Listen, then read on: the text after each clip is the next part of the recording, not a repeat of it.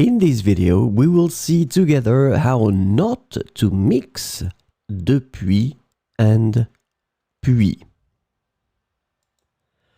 So, depuis and puis, they look a bit the same, but they are extremely different. So that's the reason why we will take the time to see some examples and to make sure that you know how to use them.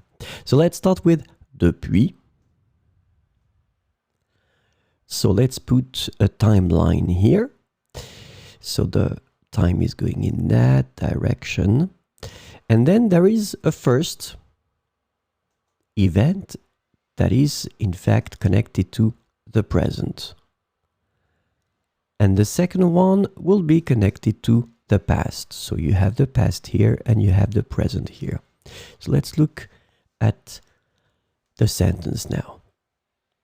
J'habite dans cette ville depuis 2019. So as you can see in that case, the first verb, well, there is only one, but the first part with the verb here is in the present. So this is the present. We're talking about now. J'habite dans cette ville.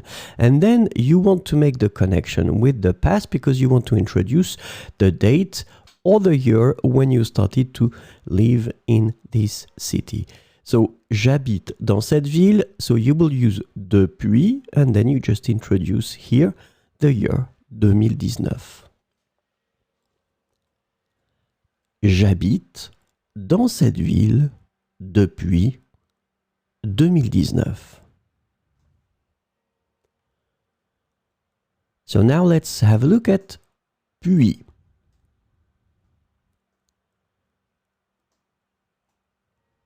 Let's do the same thing. Let's put a timeline here. So we have a first thing. Il rentre. So this is the first thing that happens. And then a second thing.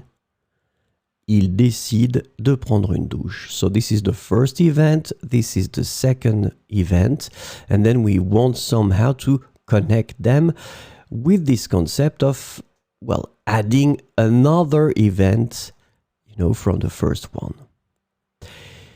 Il est rentré chez lui, puis il a décidé de prendre une douche. So in that situation, I've been putting them in the passé composé. So it's exactly the same concept. In fact, you just say what he did. Il est rentré chez lui. So this is the first thing.